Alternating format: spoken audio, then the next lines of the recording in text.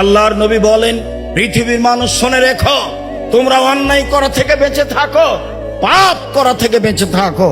পাপ করলে আল্লাহর পক্ষ থেকে অসন্তুষ্টি নেমে আসবে। আর যাকাত না দেওয়া হক নষ্ট পাপ।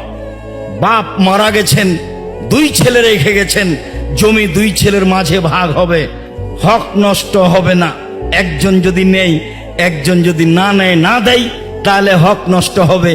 যাকাত না দিলে হক নষ্ট হবে, এ কথাই ঠিক। ওয়াল্লাযীনা ফি আমওয়ালিহিম হাক্কুম মালুম লিসাইল ওয়াল মাহরুম, যাদের অর্থ সম্পদ রয়েছে, তাদের অর্থ সম্পদে অধিকার রয়েছে, হক রয়েছে। নিঃস্ব মানুষের অধিকার রয়েছে, হক রয়েছে, বঞ্চিত মানুষের।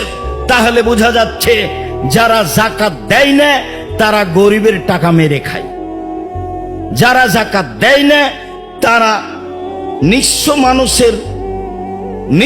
মানুষের অর্থ সম্পদ মেরে খায়। এর নাম হক নষ্ট। সম্মানিত দিনী ভাই বোন, বলছিলাম হক নষ্ট মহাপাপ, আমরা আগে থেকেই জানি। এই পর্যন্ত তো অবগত হলাম যাকাত না দিলে মানুষের হক নষ্ট হয়। যাকাত না দিলে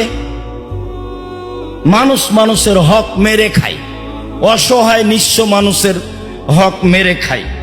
এখন আমরা বুঝি স্বইচ্ছায়ও যাকাত দিলাম না, পিটিয়ে কেউ যাকাত নিল না, তারপরেও গজব বিপদ সমস্যা মনেও করলাম না, যাকাতও দিলাম না, তাহলে কি হবে?